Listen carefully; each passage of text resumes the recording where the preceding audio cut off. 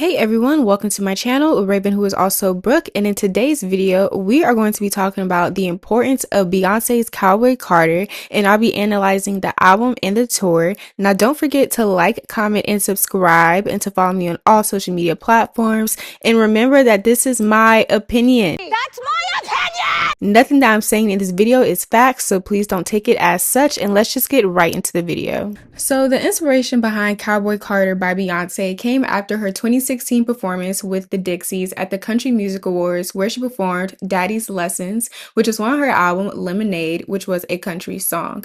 Now, after that performance, she says that she did not feel very welcomed while she was in that environment, considering that country is a very white-dominated genre. Now, the album was 5 years in the making and it is a part of a 3-album trilogy, Act 1, Act 2, and Act 3, and Cowboy Carter is Act 2, while her dance electronic album, Renaissance, is Act 1. Now, she first teased the album in 2024 at the Grammys when she was wearing a country-inspired outfit, and that's when the rumblings began that she is about to release a country album, because before even she wore that outfit, many people were trying to figure out what the genres were for the next 2 acts, and everyone speculated that it was country and it was rock, because based on the message of Renaissance and just the context clues that we had, I feel like we all concluded that basically she's doing genres that are so white dominated that she's basically reclaiming the genres that Black people have either created or put on the map to become these big genres that they are today. And then on the Super Bowl, she released a commercial with Verizon, and at the end of the Super Bowl, she says, "Release the new music." And then that is when Texas Hold'em and 16 Carriages came out at the same time, and Texas Hold'em ended up becoming a #1 song.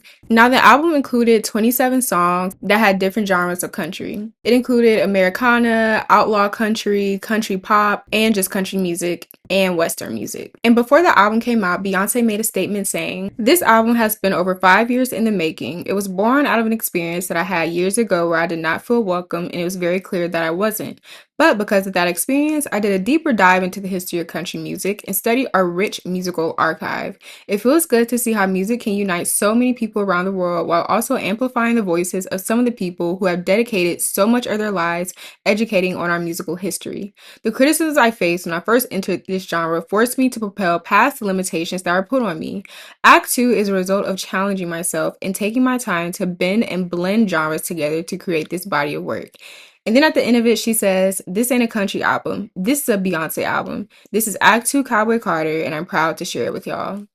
And on the album, she included multiple Black artists, including Shabuzi, Willie Jones, Tanner Adele, Brittany Spencer, Tiara Kennedy, and Renee Roberts. And some standout songs from the album came out were American Requiem, Ya Ya, Two Hands to Heaven, Bodyguard, Tyrant, and as well as the song Daughter, where this woman is literally singing in Italian and singing opera. Now let's get into the imagery of the album. Now, of course, it's a country album, so the aesthetic of the album is going to be country attire. But let's talk about the album cover itself. Now, on the album cover, she is on a white horse, and she's wearing the Cowboy Carter sash, and she's holding an American flag while also wearing some type of bodysuit that has American colors on it. Now, there were some initial criticisms of this album cover, especially from the Black community, and people felt like she can reclaim her American roots without celebrating the American flag and wearing American colors. For example, one critic said, "Beyonce is gorgeous, talented, and smart, but she is also a symptom of a country with a f***ed up past and equally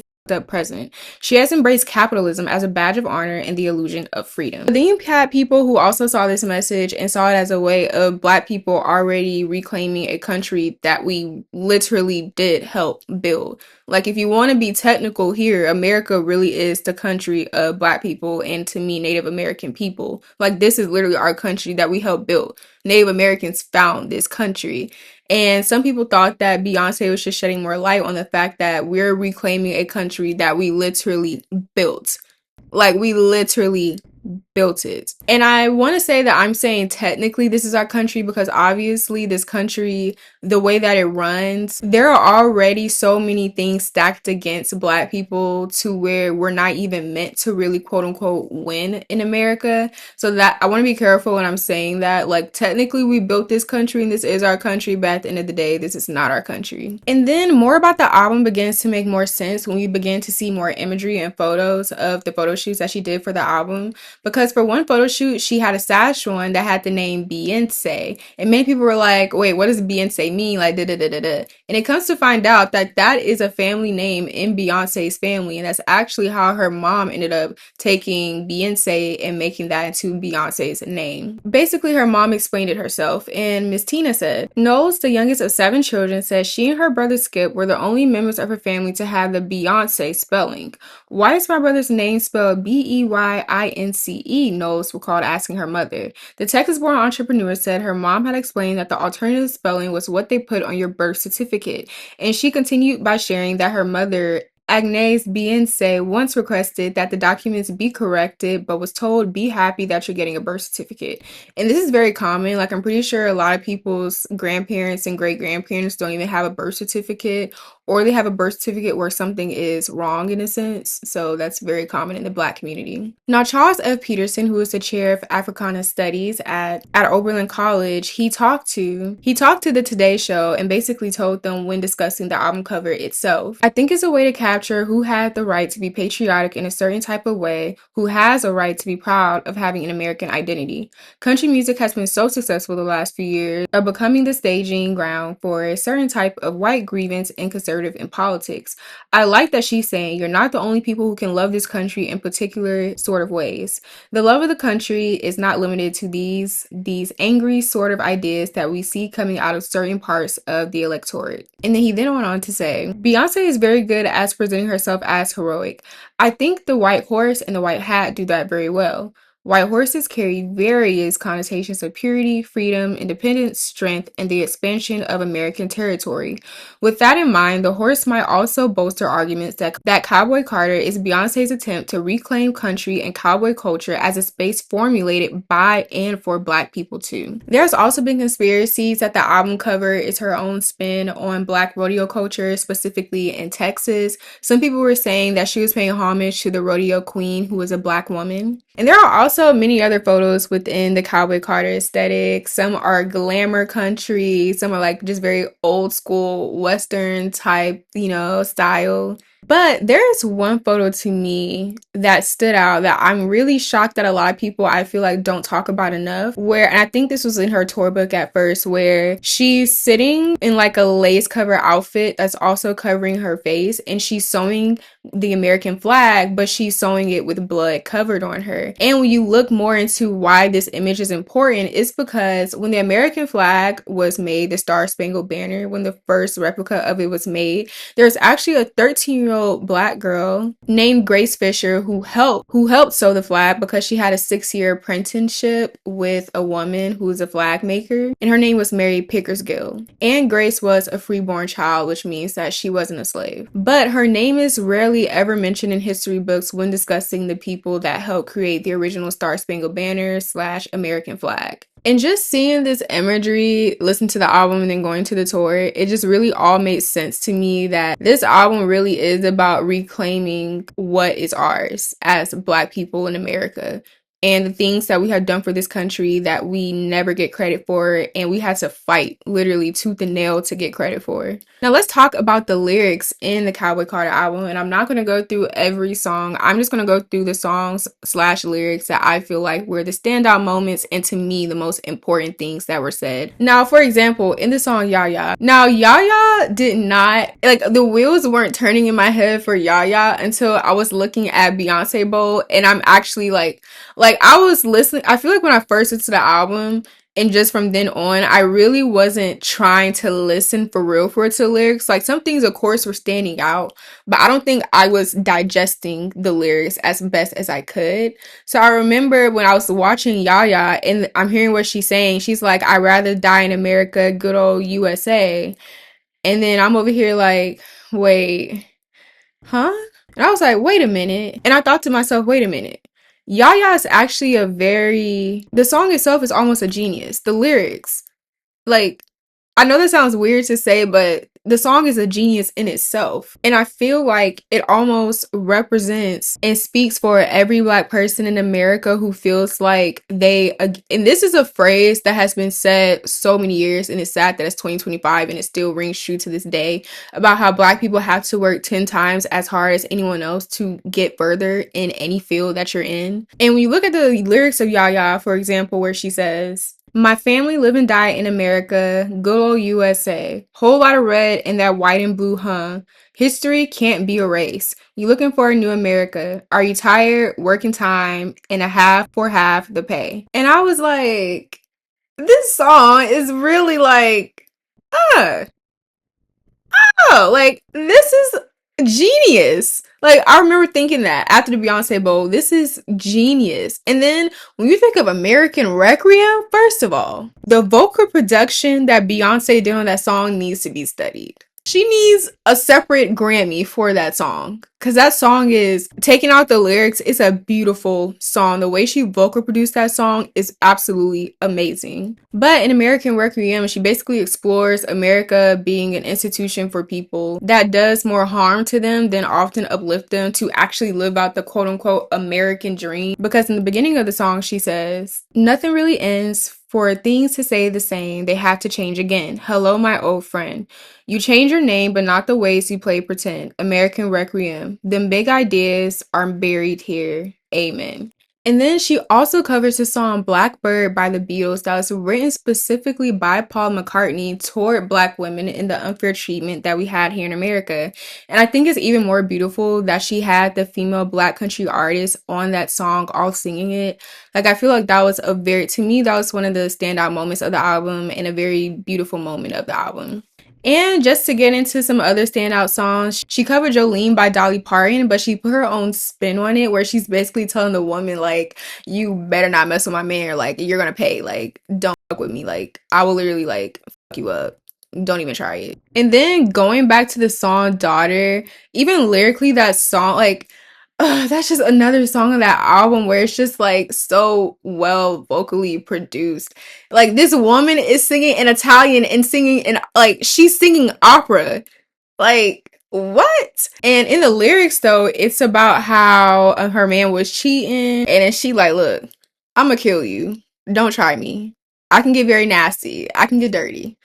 Like, let's not even play this game right now. And she also showed a lot of love to Linda Martell, who is a country artist, the late 60s to the 70s. And it's interesting that in the album, Linda Martell says a line basically saying, aren't genres a funny concept? And I'll get into that later when I feel like I talk about the importance of Cowboy Carter, but I thought that was a very touching thing that Beyonce also did throughout the album as well. And then the number one song, Texas Hold'em, celebrates her Texas roots, which when you look at Beyonce's career, especially earlier, she got a lot of flack for talking to country, which is crazy how country people are like, you're not country enough. And it's like, yeah, I'm from Houston, Texas. Like, what do you mean?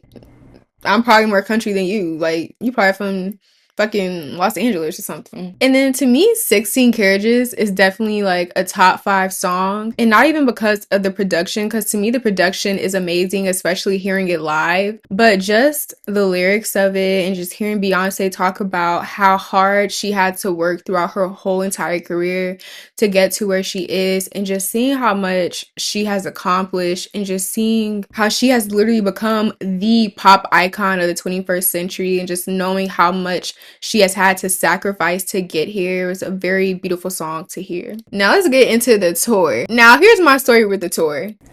I was broke. When she announced the tour, I was really transitioning jobs. So like, and mind you, I didn't transition into the next job until like a month and a half. So I have to be very careful with my money. So I was mad as I was like, bruh, like I cannot go to this damn concert. But then the day of, my friend texted me. She texted me and our other friend in the group chat, and she's like, hey, I found these seats. Let's go. And I'm so glad we went. Just the production itself was actually insane to see in person.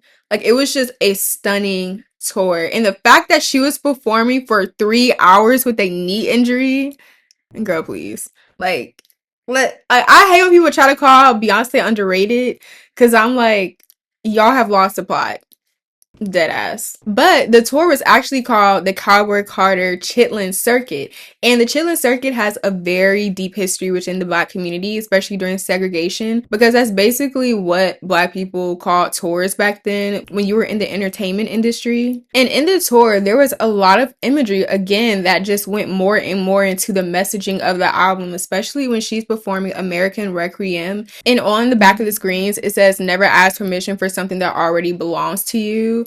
And mind you, she's singing an American Requiem. You already went over, what that song means. And then she began to perform Blackbird. And then what was interesting is, and I got a lot of backlash at first until people actually did the research. But basically, she performed Jimi Hendrix's version of the Star Spangled Banner that he did in 1969 at Woodstock. It was his way of expressing, his disdain for the violence in America, the inequality in America. And then after she sings that, she goes into Freedom, which is from Lemonade.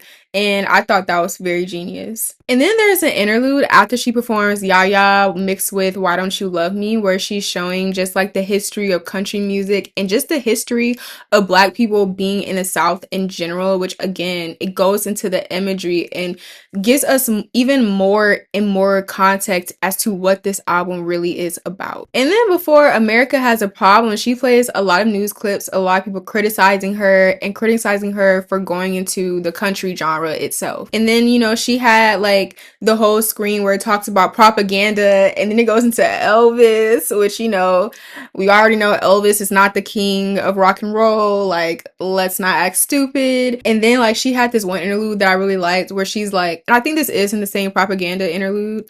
I'm not sure. I'll correct me. I'll correct myself if I'm wrong. But it's basically where like she's like in a TV almost. I think this is the same interlude, but it's like she's in a TV almost, and she's like trying to get out of it, basically, or she's like watching the news.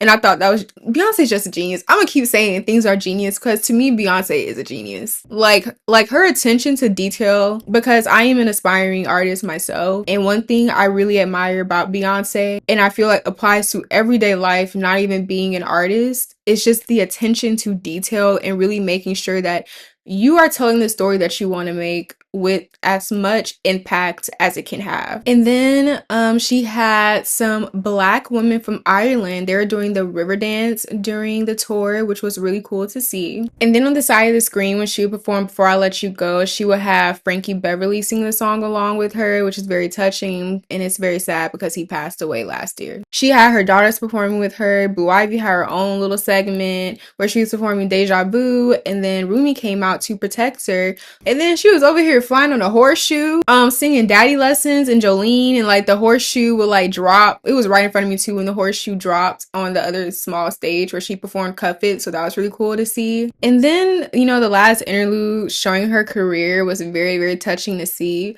because even though I am, 24 and I wasn't necessarily there for like the beginning stages of her being a Destiny's Child and becoming a solo artist, Beyonce really is like the artist. Beyonce really is one of those artists of our lifetime. Like, we have really seen Beyonce. Because first, okay, I'm sorry, I'm going on a side tangent. It's going to be really quick. But basically, my first CD was, so I'm going on a side tangent, sorry. My first CD was Kids Bop, and it was a CD where Irreplaceable was on it. And that was the first Beyonce song that I heard. And I remember like B-Day was like the soundtrack to me of my childhood. Like, when I think of my earliest stages of listening to music and music that I remember listening to, I remember B-Day was one of those albums where it just stuck with me for a long ass time. So it's crazy to see that montage of her career. And like, even I low-key started tearing up a little bit because I'm just like, wow, like she really has been working since she was young.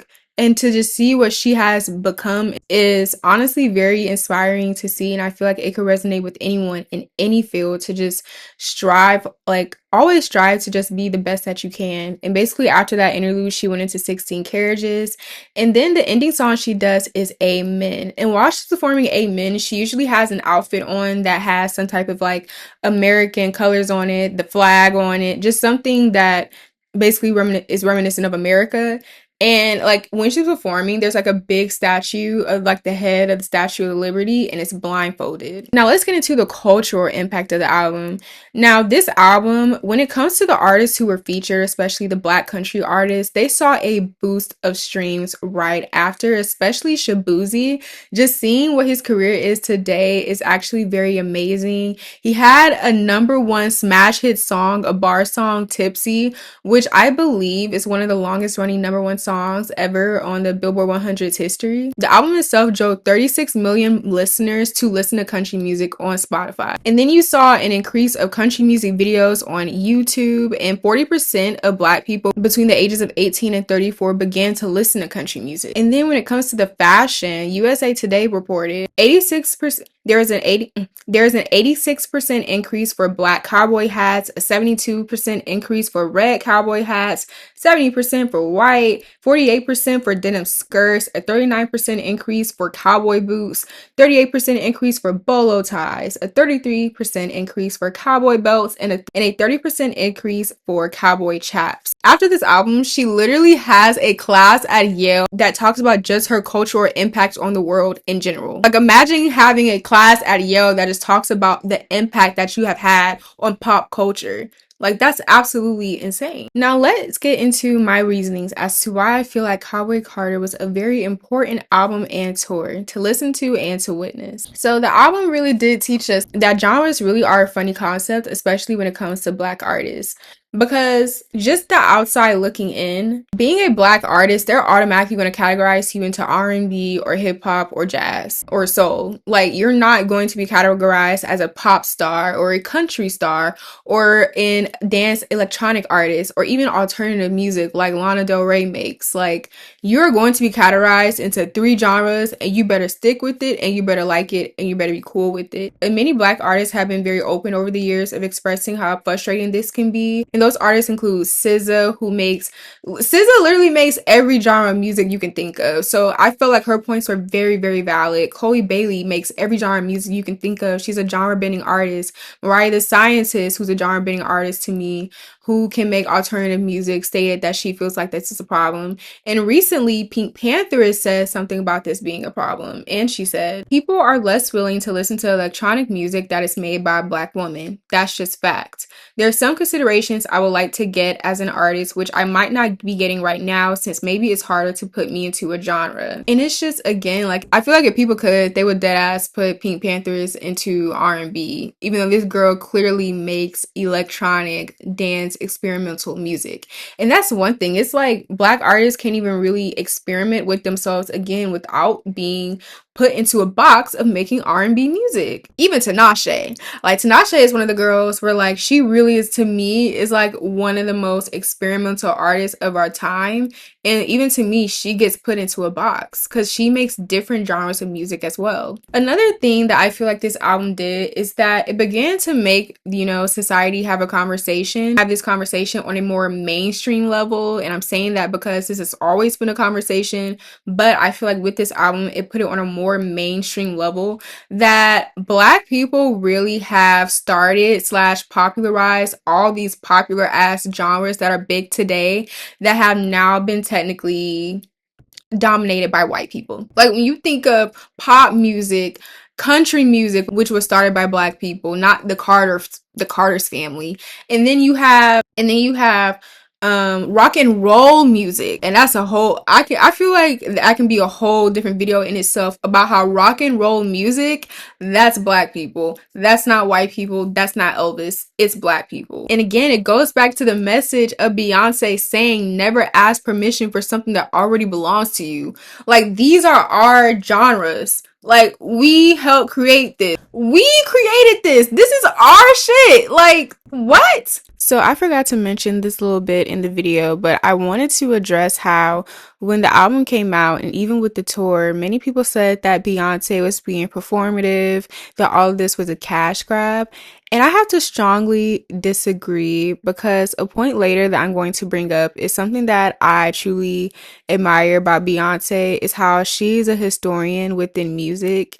And when you look at the amount of effort that she put into this album, that she put into this tour, That is not of someone who was doing this for a cash grab and it's just performative.